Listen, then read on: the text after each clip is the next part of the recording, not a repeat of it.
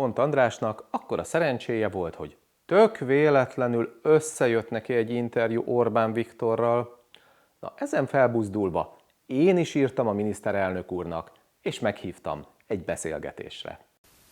Én összevettem a tapasztalataimat, a híreket és a mögöttes tényeket, ti pedig készüljetek a humoros kritikára és egy kis politikai cirkuszra.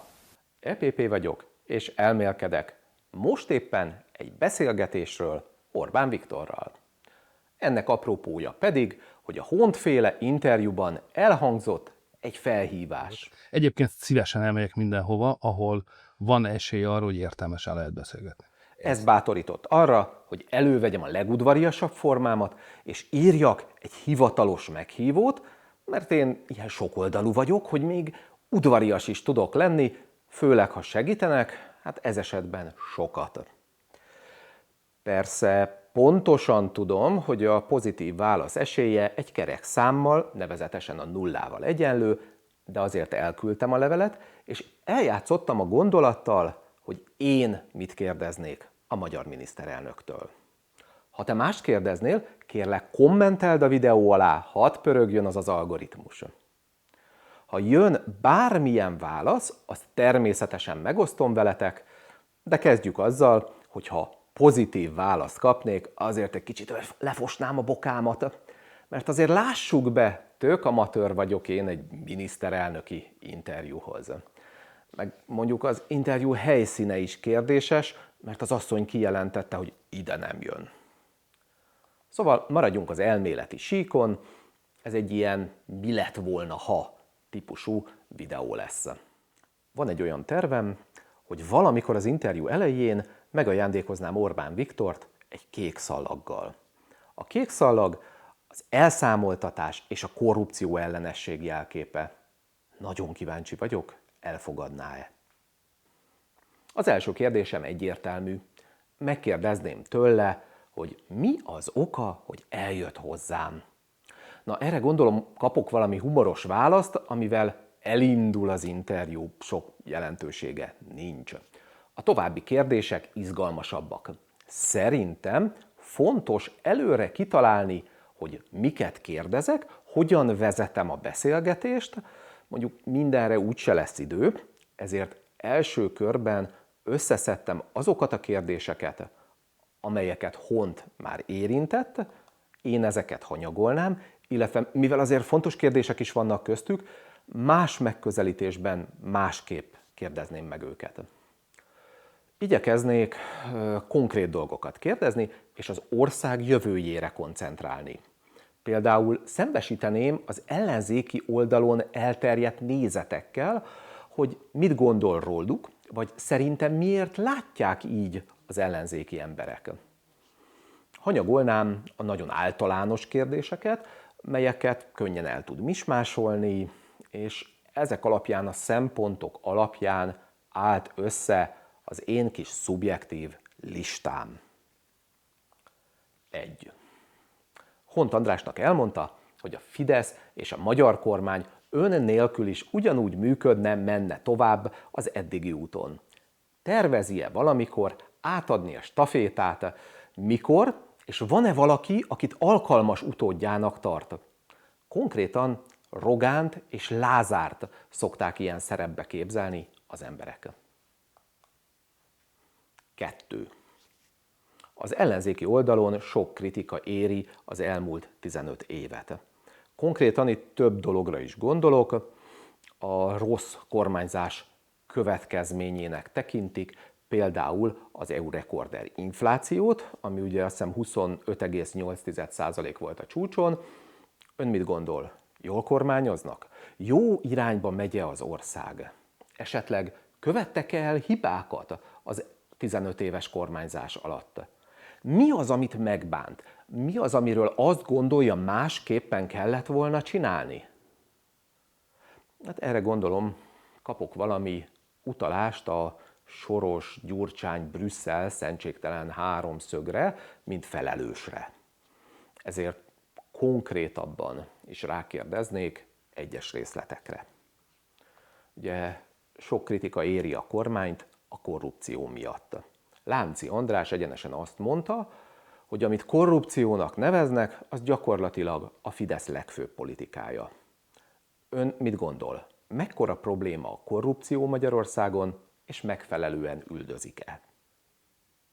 Na, itt egy ponton, ahol alkalmas, vissza is kérdeznék, hogy ugye van a korrupciónak a Hofi-féle definíciója, mely szerint korrupció az, amiből engem kihagynak, és ugye az ellenzéki oldalon azért van az a kényszerképzet, hogy csak ezt a kihagyás dolgot üldözik.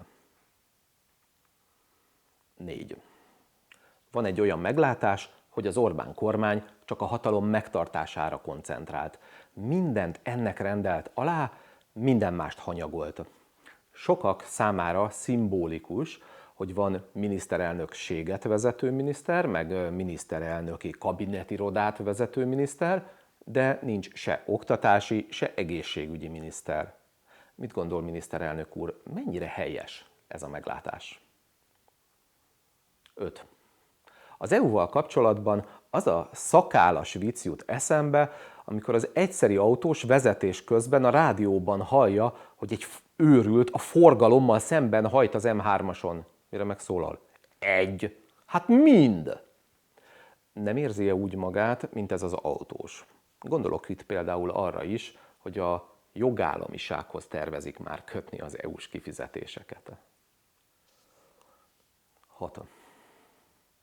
Az ellenzéki oldalon a magyar választási rendszert a lejtőn felfelé focizáshoz hasonlítják, hogy a Fideszt segíti minden.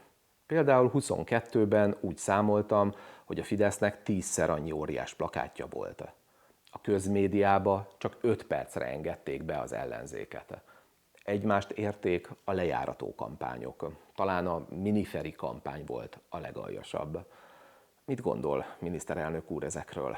Egy demokráciában nem kéne azonos feltételekkel indulnia a pártoknak? Nem kéne változtatni ezeken a szabályokon? 7. Egyszer ön is utcai harcosként definiálta magát. Ők gondolom megsértődnének ezen, de én a fiatal Orbán Viktort látom abban a sok fiatalban, aki keddenként kint van hidat foglalni. Mit gondol ezekről a mostani utcai harcosokról? Ha lesz hol visszakérdezni, akkor megkérdezem azt is, hogy mennyire tartja jogosnak az átlag magyar számára kifizethetetlen büntetési tételeket a kiállásért. És meddig fog még súlyosbodni a helyzete? Lesz-e például ilyen Gyurcsány stílusú szemkilövetés? A 8. utolsó kérdés pedig egy búcsúzó kérdés lenne. Ha Magyar Péter és a Tisza nyer a választáson, most tegyük fel, hogy így lesz, békésen átadja-e hatalmat, vagy más tervei vannak? Ez egy fontos kérdés, mert egyre több embertől hallom, hogy az Orbán rendszernek polgárháborúval lesz vége. Miniszterelnök úr, megér-e ennyit a hatalom? Én itt fejezném be a beszélgetést, mert szerintem ez körülbelül ilyen 40-50 perc lenne, ami azért elég, mert a levelemben azt írtam, hogy ő is kérdezhet. Bár nem hiszem, hogy érdekelné a mi oldalunk, szóval ha marad idő, azért van még néhány pótkérdésem is. Első pótkérdés, elszámoltatás. Ez az, amire ígéret mindig volt, de akarat sose. Gyurcsányt például nem kellett volna elszámoltatni? Évekig hallottuk az elmúlt 8 évezést, meg hogy Gyurcsány a bűnös mindenért. És a manus szabadlábon van, nem rohat rá a műanyag lakat. Miért? Na, ezt folytatnám azzal, hogy mire számít? Magyar Péter megcsinálja majd az elszámoltatást? És ha megcsinálja, akkor mi lesz a Fidesszel? Mi lesz önnel? Második pótkérdés, a Pride betiltása. Nem gondolja, hogy kontraproduktív? Én például sose voltam, de idén maga miatt, miniszterelnök úr, maga miatt én is kint leszek. Nem lehetett volna amúgy valami mást betiltani? Mondjuk a vizes póló versenyeket. Most tényleg csak úgy kérdezem. Én ezeket kérdezném, de nagyon érdekel, hogy szerinted vannak-e ennél is fontosabb kérdések. Kérlek, kommenteld a videó alá a véleményed, és ígérem, ha lesz jobb, akkor lecserélem az én kérdéseimet, már ha megvalósul az interjú. Addig is kérlek, iratkozzatok fel, nyomjátok a csengőt, és terjesszétek a videóimat, hadd jusson el a véleményem mindenkihez.